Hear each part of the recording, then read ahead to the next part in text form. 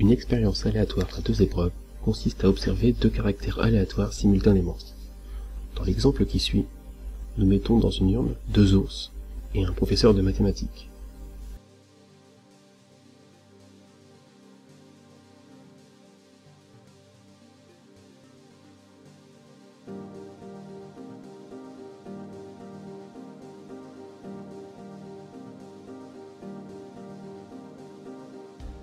L'expérience va consister à tirer un personnage dans l'urne et à observer le résultat d'un lancer de pièces, ici pile ou face.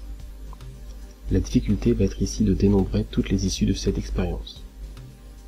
Dans un premier temps, intéressons-nous à la première épreuve. 3 résultats sont possibles. Tirer l'ours 1, l'ours 2 ou le professeur.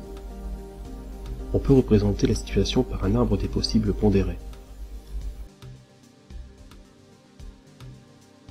On obtient un ours avec une probabilité de 2/3 et le professeur avec une probabilité d'1/3.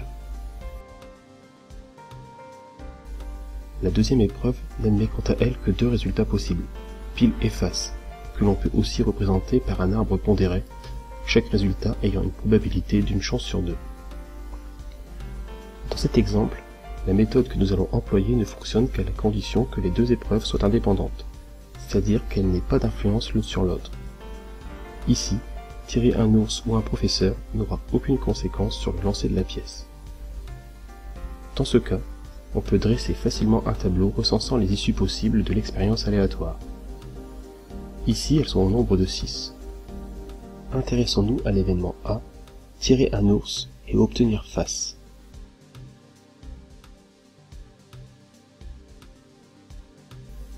On dénombre 2 issues favorables dans le tableau.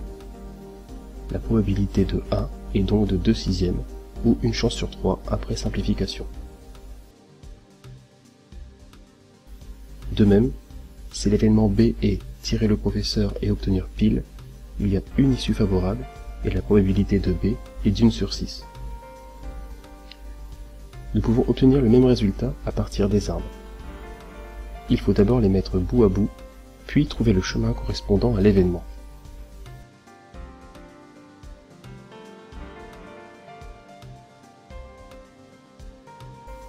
Il suffit ensuite de multiplier les probabilités associées à chaque branche.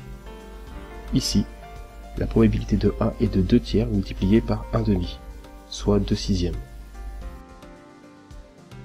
De même, la probabilité de B est de 1/3 multipliée par 1/2, soit 1/6.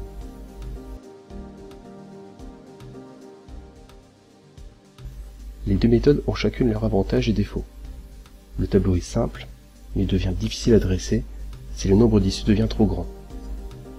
L'arbre s'applique alors plus facilement, mais nécessite davantage de calcul.